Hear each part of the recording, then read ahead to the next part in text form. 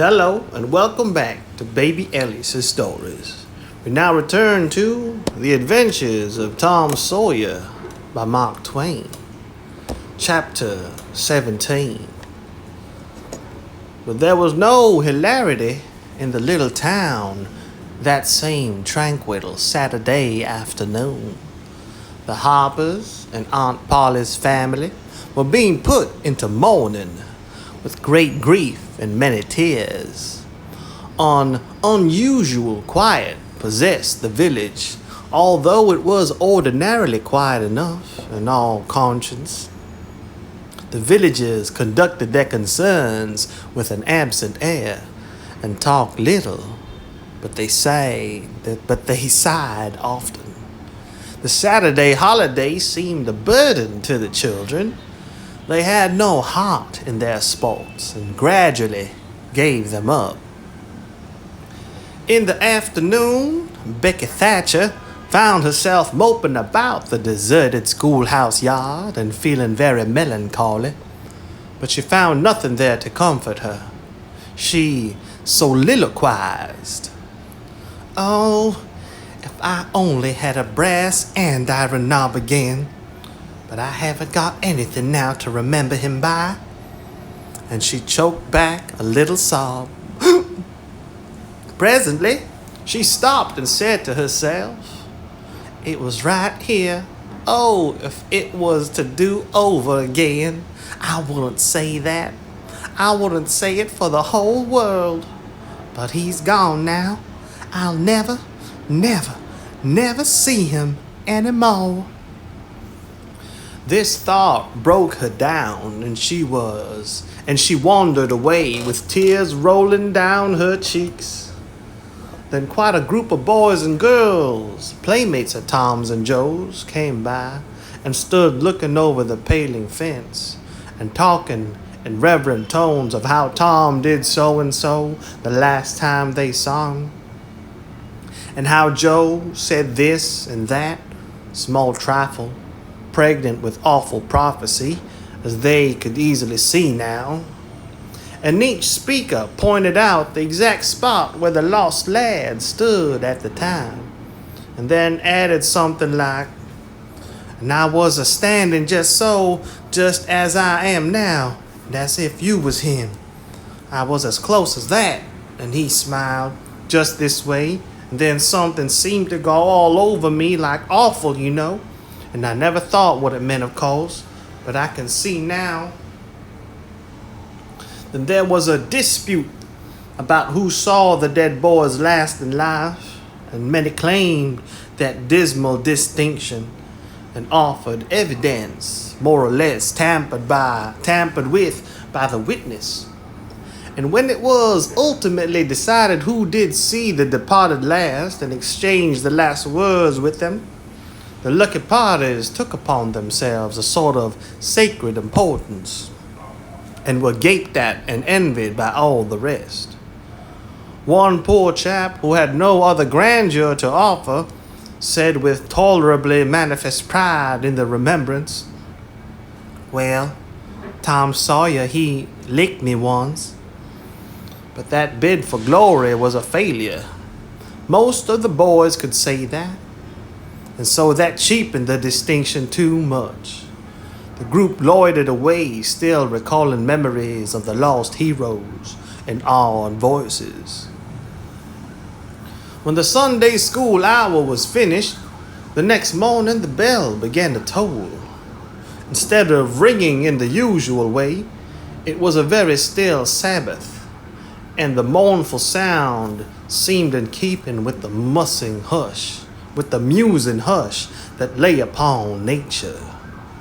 The villagers began to gather, loitering a moment in the vestibule to converse in whispers about the sad event.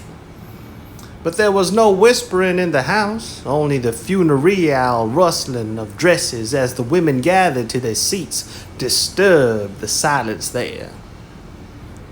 None could remember when the little church had been so full before. There was finally a waiting pause, an expectant dumbness, and then Aunt Paula entered, followed by Sid and Mary, and they by the Harper family, all in deep black, and the whole congregation. The old minister as well rose reverently and stood until the mourners were seated in the front pew. There was another communing silence, broken at intervals by muffled sobs, and then the minister spread his hands abroad and prayed. A moving hymn was sung, and the text followed. I am the resurrection and the life.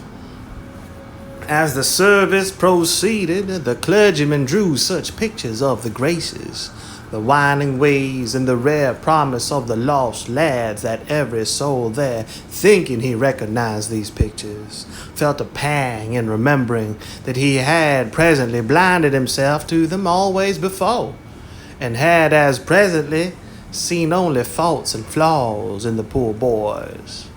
The minister related many a touching incident in the lives of the departed too, which illustrated their sweet, generous natures, and the people could easily see now how noble and beautiful those episodes were, and remembered with grief that at the time they occurred they had seemed rank rascalities, well deserving of the cowhide.